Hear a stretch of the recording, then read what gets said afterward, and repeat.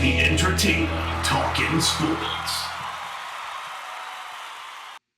What is going on, football fans? Back at it with another New York Giants video. Yes, it's been a while. I hope everybody has enjoyed their summer. I know I have. I've taken a little bit of a break during the dead time of the offseason. I didn't want to feel like I was forcing content on you guys. You know, like last year I felt like I was doing that a bit, and I didn't want to just talk about the same what-if scenarios and go over the same stories over and over and over again, and I kind of wanted to save a lot of, content for you guys as the season was fast approaching with training camp now around the corner and everything else, and I'm going to give you guys a lot of video content, believe me, throughout the course of the year and now leading up into training camp. I want to try to give you guys a daily video, if not a video, every other day, talking about some things that may be on my mind going into the season, and if you guys have any ideas, drop them in the comments below.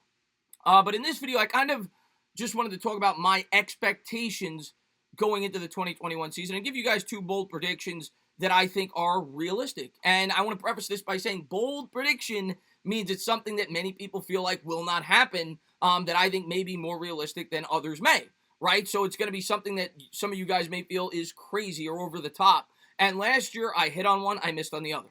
I missed horribly on Evan Ingram. I did say he'd make the Pro Bowl, but I thought he would have close to 1,000 yards. And he had a very disappointing year, so I completely missed on that. And I hit on the turnover differential. I thought going into last year, the New York Giants would be the most improved team in the NFL in the turnover disparity, and I would assume they were. I didn't look it over, but going into last year, they were minus 17, the worst in the league. They finished last year even for an improvement of plus 17.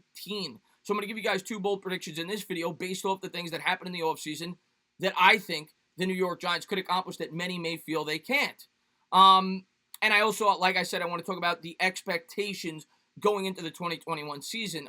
And as I've been on YouTube more, I've tried to be, I guess, less of a fan and more realistic. I've tried to give you guys my honest and unbiased approach. And I always say I'm a Giants fan at the end of the day. I'm going to be biased. That's what being a fan is, right? But I try to be as unbiased as I possibly can. So I try to give you guys honest predictions. Last year, I thought the Giants would win 6 games. I thought they'd struggle coming out of the gate. That's exactly what happened. They started 1-7, and they finished 5-3 for a final record of 6-10, in which they narrowly missed the playoffs. So I thought they did exactly what I thought they would do. I thought they got better over the course of the year. They definitely had some hiccups, right? We all got our hopes up after the Seattle game, and then it was kind of a reality check. When we went up against Baltimore, when we went up against Arizona, and they kind of put us back in our place. It was a reality check. Of course, Daniel Jones wasn't the same. He was banged up, and he is going to be the biggest, I guess, question mark going into the year. How far can he take this team with the added improvements on the offense? Of course, the offensive line is going to have a lot to do with it, and there's still a lot of question marks on this team, including the head coach. I mean, as much as we love Joe Judge, I love Joe Judge. He's only 1 year in, right? So we'll see how he responds year 2. Daniel Jones, of course, a huge question mark. The offensive line, a huge question mark. How will Jones adapt to all these new weapons? It's why I think it's important to have preseason games this year. You look at this team right now, he has so many new weapons. He's got Barkley back. He had Kenny Golladay, Kadarius Toney. He's got to get familiarity there. So there's definitely some question marks, but I think we all agree that we expect a more potent offense this year. One bold prediction that I didn't say that I will say, I think the Giants are going to be much better in the red zone this year, which, I mean, it's almost impossible not to be. I think we ranked 31st in the league last year, was definitely one of our biggest weaknesses. I think Jones threw 3 or 4 interceptions in the red zone last year, where he threw 0 in his rookie season. But I think with the added weaponry, Kyle Rudolph, which I think is an underrated signing, the Giants' red zone offense should be much better this year. That's not going to be one of my bold predictions, though. In terms of the expectations, listen, there's always going to be two sides of the coin. There's always going to be different types of fans, whether it's the Giants, whether it's the Jaguars. You're always going to have overly optimistic fans, maybe some more in the middle, and then you're going to have fans that are super negative. That's just the way it works. And the super optimistic fans, which I try not to be, but I'm definitely more optimistic, I feel, than pessimistic, will tell you last year, well, the team got much better over the course of the year. We beat the Seahawks in Seattle. The defense was much better than anybody could have anticipated. And we had a stronger year than many of the pundits would have said. And last year was about improvement with a new head coach. I think most Giant fans were impressed with Joe Judge. But the pessimistic fan, or maybe even the realistic fan, will look at last year and they would say, well, yeah, there were definitely some positives to the season, but who did you really beat? Right? You beat the Dallas Cowboys without Dak Prescott. You beat the Washington football team with Dwayne Haskins and God knows who. I don't even remember who was the quarterback the second time around. You beat the Cincinnati Bengals without Joe Burrow.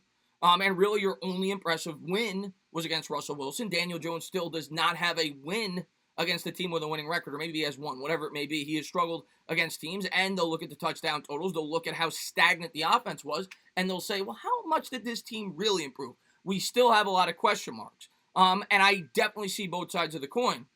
But when I look at the schedule this year, it's definitely not an easy schedule. It's definitely a challenging schedule. I don't think it's quite as challenging as the schedule last year. When you look at our divisional opponents in the NFC South, I think there's two winnable. And the one thing that I loved about our schedule is the teams that I felt were the weaker teams in the divisions we're playing, the NFC South and the AFC West, we get at home. We're traveling against the better teams. But I look at it like we're going to lose more than likely if we play Kansas City at home or on the road. So I feel like it's better to play them on the road. I'd rather get teams like the Raiders at home because I feel like they're more winnable games. So I think in a way the schedule kind of worked out. The same can be said for the NFC South. The two teams that I feel are the weaker teams, we get at home. Obviously that being the Panthers and the Falcons. And I think the Giants for the first time have a fairly winnable schedule to start the year, their first 3 games or so, even though it's kind of a disadvantage to go to Washington week 2. Then you look at the offseason, what they did. I thought the New York Giants addressed their 2 biggest weaknesses. And I was screaming about it the entire year. They needed to add a number 1 wide receiver, and they desperately needed to add a second cornerback. As good as the defense was last year, they kind of schemed their way, right? To be able to, it was a bend but don't break approach against a lot of teams. Even though the Seattle game was marvelous, they were fantastic. They didn't really have the talent, especially at that second cornerback spot. I thought it was our biggest weakness, and I thought that it kind of limited the aggressiveness of this defense. And the Giants went out there, and I personally think Adoree Jackson may be the most important acquisition to the New York Giants this offseason, if he could even perform as an average cornerback in the NFL. Isaac Yiadom had his moments, but overall was a liability. It's why we had, I think, the 20th highest blitz frequency in the NFL for a guy in Patrick Graham that kind of comes from the mantra of he wants to be aggressive. He couldn't be as aggressive, in my opinion, at least, as much as he wanted to be because of our liability at that second cornerback spot. And I think by adding him, it's going to make the defense even better, which is going to kind of bring me to my first bold prediction this year. And it's going to be on the defensive side of the football. Last year, the New York Giants defense got, I thought, progressively better as the year went along, and they created the 10th most turnovers in the NFL. And again, bold prediction. And maybe they won't be number 1. Maybe they'll be top 5. My bold prediction this year, the New York Giants are going to create the most turnovers in the NFL. And hear me out.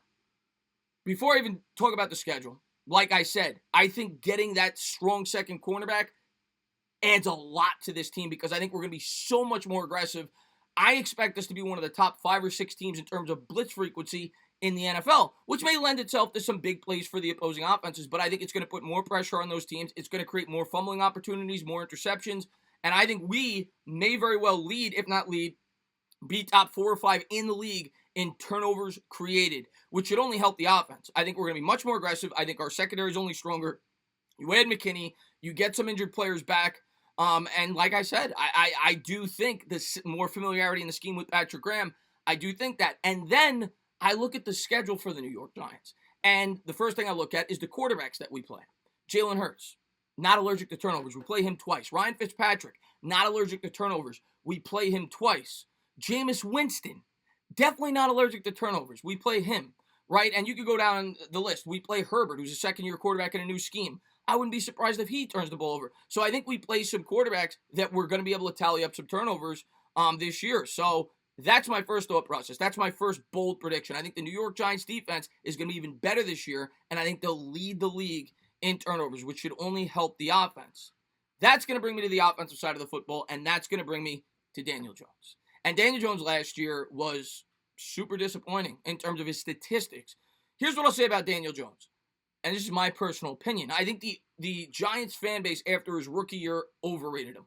I don't think the stats indicated how he played in his rookie season. He threw 24 touchdowns, which was, I think, 3 off the rookie record at the time. I think Herbert, made it even higher last year. I think he threw 31 touchdowns, but I think Mayfield held the rookie record for 27 touchdowns. And I think a lot of Giants fans looked at that and they said, oh my God, this guy's going to be incredible. Look what he did in his rookie year. And listen, I was excited as the next guy. He definitely showed signs of brilliance, right? Where he had the 5-touchdown game against Washington, his opening game against Tampa Bay, he had 4 touchdowns against the Jets. But when you really sat back and looked at it, Daniel Jones, stockpiled stats against, bad teams. I think he threw like 15 or 16 touchdowns and like a pick or 2 against like the 4 worst teams in football that year. And outside of that, he struggled mightily against teams. And I thought that he struggled against zone defense, reading defenses, pocket awareness, turning the football over in terms of fumbling, and he got lucky. I felt like there were a lot of dropped interceptions. So I actually thought the Giants fan base overrated him a bit going into his second year. Now going into his third year, as crazy as it may sound, as underwhelming as a season he may have had, I actually think Daniel Jones is being underrated by a portion of the fan base. And I'm going to explain why. I think the expectations were set too high going into his second year. Now, last year he had to learn a whole new scheme with Jason Garrett. We know the whole story. Saquon Barkley goes down. Now you add him weapons. You add him pieces that he's never really had. He's never had that bona fide number one with Kenny Golladay. You add Kadarius Toney. We hope you have Saquon Barkley back, and you have an offensive line with more familiarity, which is still a major question mark, but it should only be better. I don't think it could be much worse. And the second year in the Jason Garrett offense. I think Daniel Jones this year, with all the help, and of course a lot of this is dependent on whether or not the New York Giants could stay healthy on the offensive side of the football. My bold prediction for Daniel Jones, and I genuinely feel this way, and some people may call me crazy, if he plays all 17 games, and remember, they have an extra game this year, he throws over 30 touchdowns this year for the New York Giants. For a lot of the reasons that I've talked about, I think the defense is going to create more turnovers. I think we're going to have a better red zone offense with the additions of Kyle Rudolph and the additions of Kenny Golladay. We're going to be more unpredictable in the red zone.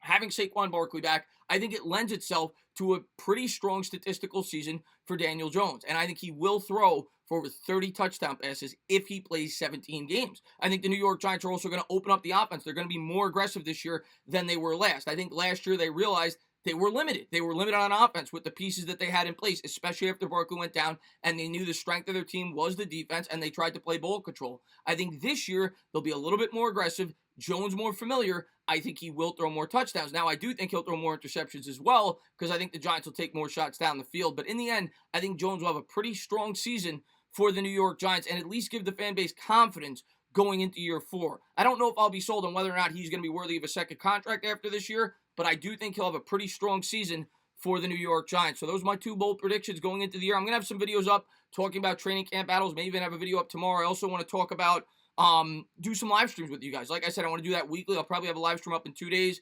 In season, I'm going to be doing a ton of live streams. I'm going to be doing at least 2 midday streams in season, along with probably live streams after the game, during the game, so on and so forth. Obviously, the Talking Giants show. I'm going to have power rankings up on a weekly basis, weekly picks. I cannot wait for the football season to get started. But I kind of just wanted to talk about my overall thought process of the team right now going into the 2021 season. Hope you guys enjoy the rest of your summer. Football's going to be here before you know it.